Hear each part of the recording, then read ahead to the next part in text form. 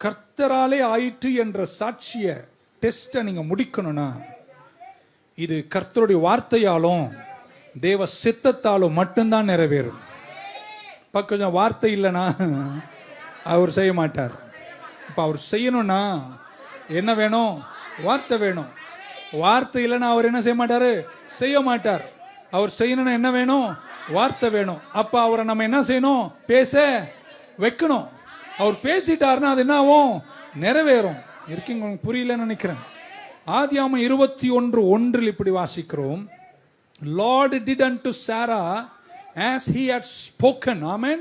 கர்த்தர் சாரா கிட்ட என்ன சொன்னாரோ சொன்னதை கர்த்தர் சாராக்கு செஞ்சார். கர்த்தருடைய பொருளாதாரத்தில் அவர் சொல்லாத ஒன்றை அவர் செய்யவே மாட்டார். இருக்கீங்களா? அப்போ நம்ம வேலை என்னன்னா அவர் நமக்கு என்ன செய்யணும்? சொல்ல வைக்கணும். அவர் சொல்லிட்டார்னா அது நிறைவேறிடும். ஆமேன். ஸோ அவரை எப்படி சொல்ல வைக்கிறது அப்படின்னு நீங்கள் காத்திருந்து என் காதில் பேசுங்கன்னா ஒரு வேளை பேசுவார், பேசாமல் போகலாம். ஆனால் அவரை உங்ககிட்ட பேச வைக்க ஒரு வழி இருக்கு.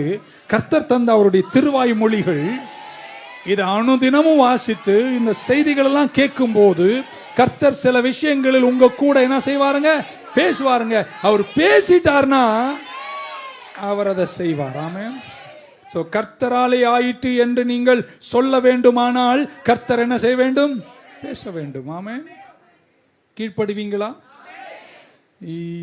சீமோன் இரவெல்லாம் பாடுபட்டான், ஒரு மீன் கூட கிடைக்கவில்லை. ஆனாலும் சொல்ற, ஆனாலும் நீர் சொன்ன சொல்ல மாட்டீங்களாங்க? இது ரொம்ப ஆழம். ஆமென். இதை விட சிறந்த செய்தியே கிடையாதுங்க. எனக்கு ஒண்ணுமே கிடைக்கல, ஆண்டியா போயிட்டு இருக்கேன், எல்லாம் ஃபெயிலியர் ஆயிடுச்சு.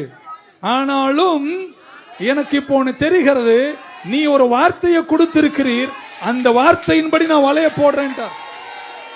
இப்படி சொல்ல போறேன். வார்த்தை இருந்தாலும் சித்தம் இருந்தா மட்டும்தான் கர்த்தர் செயல்பட முடியும். வார்த்தையும் சித்தமும் இல்லாத இடத்தில் கர்த்தர் செயல்பட